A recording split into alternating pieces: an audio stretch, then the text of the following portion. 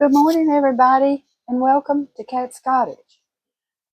I'm inside this morning, and I'm kind of late. It's real overcast, very depressing outside, and things are still real wet. But I'm inside drinking my coffee. I hope all of y'all have a nice breakfast. It's getting kind of late, so maybe you're having breakfast, or you've gone to work or whatever. But my talk this morning is going to be about preparing. Um, when I first started the videos, I was showing you how to cook things that actually came from the Depression era. My mother was in the Depression, and when she got married, she really was in the Depression. She had 8 children, and I was born in the 50s, so I was in the middle. And my daddy went into 2 services. First, he started out as a young man as a sailor, delivering goods around the world. And then he got into the Merchant Marines, which didn't really exist so much then. They didn't get any credit for anything. They had a uniform, but they didn't get any credit for anything. I have a picture of him and my mother in a Merchant Marine uniform. And when his time was up in there, those ships were getting shot at. They couldn't shoot back. They didn't have anything to defend themselves. Nobody helped them, and they were going down back to back, which was a really stupid thing for America to do. To send those people out with supplies to warships and have no protection.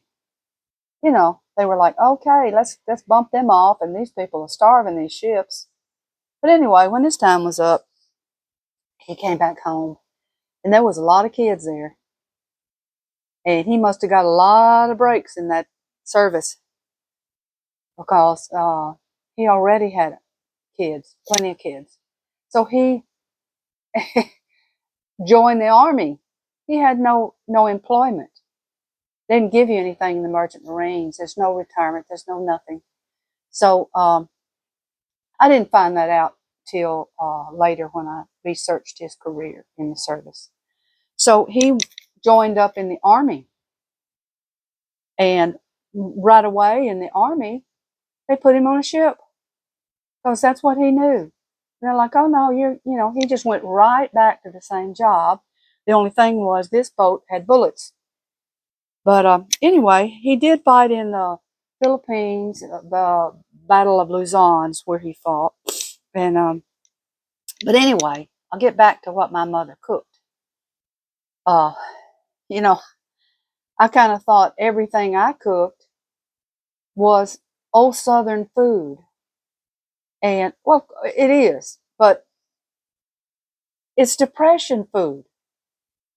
And I realized that.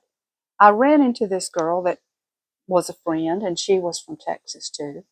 And we both were runners. But she would bring different foods and say, oh, this is Southern. Oh, this is Texas food. And it was not. I didn't see it as Texas food. The food I learned was survival food because we were starving and trying to survive. But anyway, I'm going to get to what I'm going to talk about. I talked about putting beans away, different kind of beans. I got 3 here, and I got some more over there. Rice, those instant potatoes, and I'm still looking for instant milk and eggs to store. I do not like those things, that egg and the milk, but I do want to store it. But anyway, and please don't say if you don't like it, leave it for somebody else. No.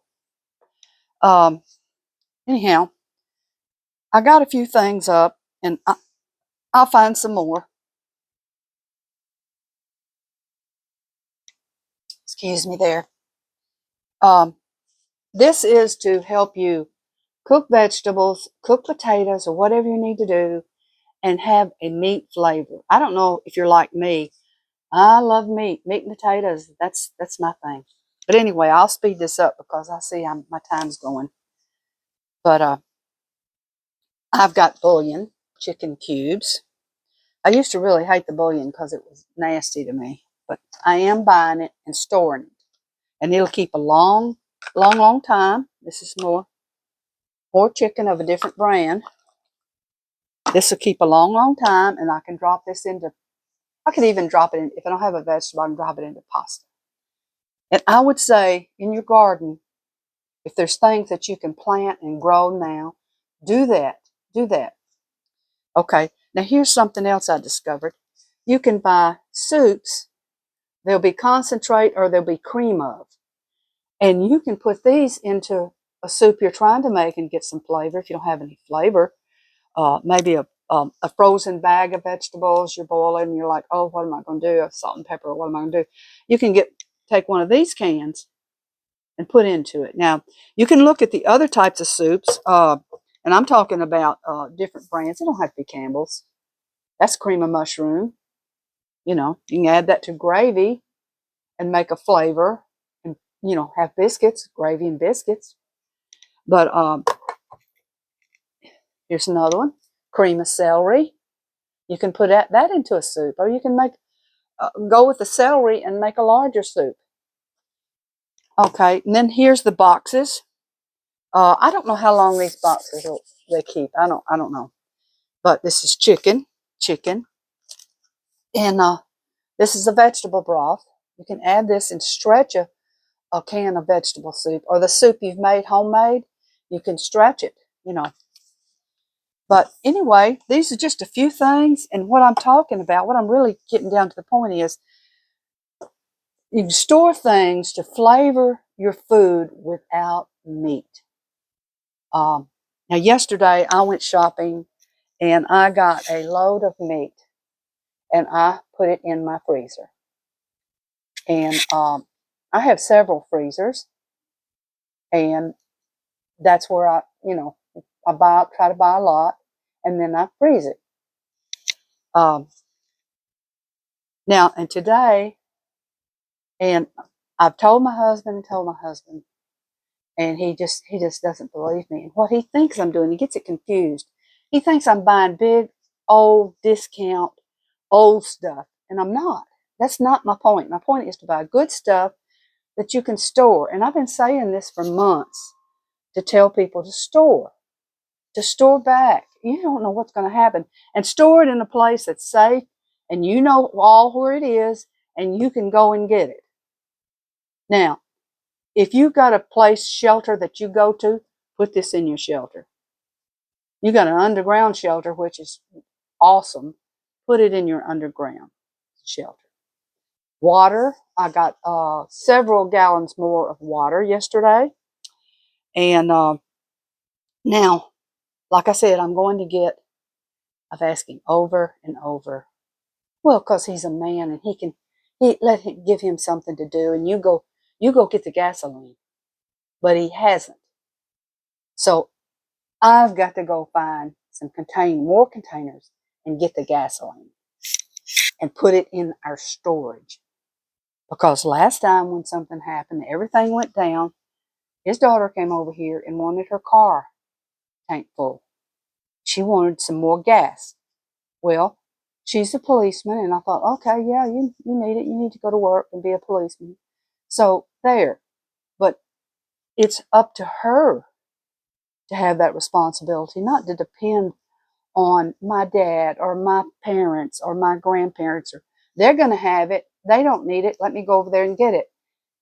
Be responsible for yourself. Be responsible. If you're a young person, be responsible for what you need to do and what you need to buy. And I feel, I guess I better quit fussing it, but sometimes things come to me and I can see what's going to happen. And I have warned you over and over on my web videos about shortages. And I've tried to show, I guess the whole thing, I've been trying to show you how to cook cheaply. Cook things cheaply when there's no money, when there's no water, when there's no food. And then on the other hand, I've tried to show you to go get it. And I've had people say tacky things about me. You know, I hear you in the replies and I see you responding, and she's a tush and she's a silly old biddy or whatever. Okay, now who's laughing now? Or do you even have a house to laugh in? You know, maybe you should start thinking about what if there's no electricity, there's no water. What are you going to do?